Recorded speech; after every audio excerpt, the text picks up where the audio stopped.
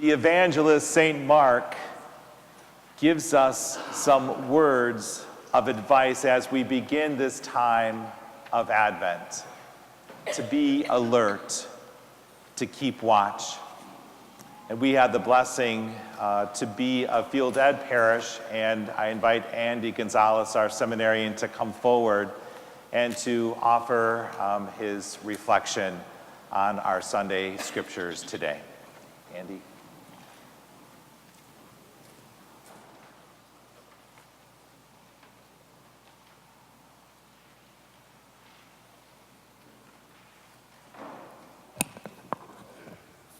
Brothers and sisters, good morning. Good morning. A few years ago, you might remember, there was a very popular video going around on YouTube and different social media sites, and it was called the Awareness Test. The Awareness Test. And it was actually put out by the Division of Transportation in London as part of a bigger road safety campaign that they were doing at the time.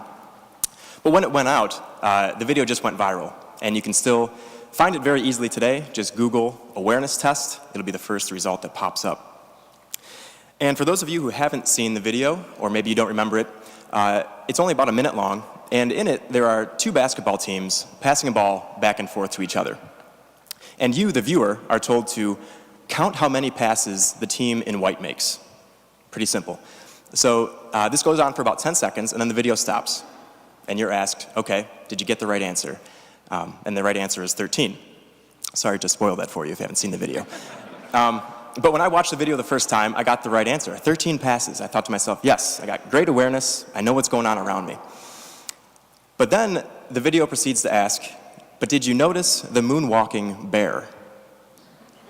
I'm thinking, moonwalking bear? Did I notice a moonwalking bear? What are you talking about? So I watched the video again, and sure enough, as the two teams are passing the ball back and forth, there's this guy in a giant bear costume who literally dances right across the scene, right in the middle of all the action. And I completely missed this. And if you look at the comments on the YouTube video, it looks like everyone pretty much missed the bear as well. And all I could think to myself was, after watching this video, how in the world could I have missed something so obvious? So obvious.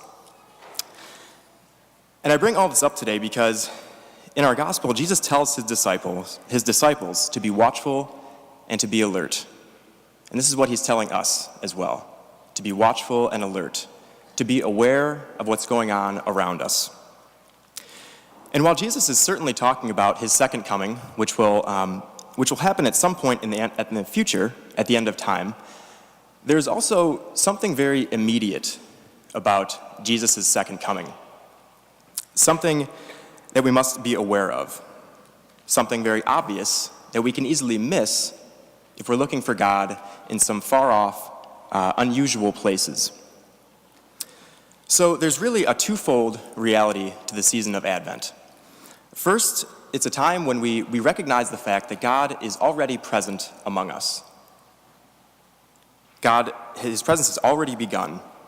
And then second, God's presence has only begun. It's not yet fully complete, right? We're still awaiting his final return at the end of time. So just because our hearts are watchful and alert for his return, we don't want to lose sight of God's presence in the obvious realities of life among us here and now. You could say we don't want to miss the giant dancing bear right in front of us because we're too focused on something else. So where do we find God's presence among us here and now? What are the obvious realities that we might miss in our lives? Well, we have to remember that that by Jesus' life, death, and resurrection, there has been a transformation that has taken place, and that we, the faithful, have been transformed. And now we are the ones through whom God wishes to be present in the world today. Through our faith, our hope, and our love, we are to be God's presence here and now, shining his light in the darkness. So that means we find God's presence revealed within us when we smile at a stranger we see on the street. It's when we are at home and we take out the trash without being asked to do so. It's when, in the middle of the day, we stop to call our spouse just to say, I love you. It's volunteering here at church to help out with the Advent giving tree, to help out needy families at Christmas time. It's helping someone you may or may not even know simply because they are a human being who is loved by God. You see, God's presence begins among us when we are watchful and alert to the people around us and when we love them. And it's by finding God's presence in the here and now that we will be made ready for God's kingdom when it finally comes. Our awareness of God in the everyday things of our lives will prepare us for the fullness of that kingdom. But we must stay awake and we must stay vigilant, as Jesus tells us. And Advent is a great time to help us in that regard. As we, the church, are asked to dedicate more time to prayer in growing in our awareness.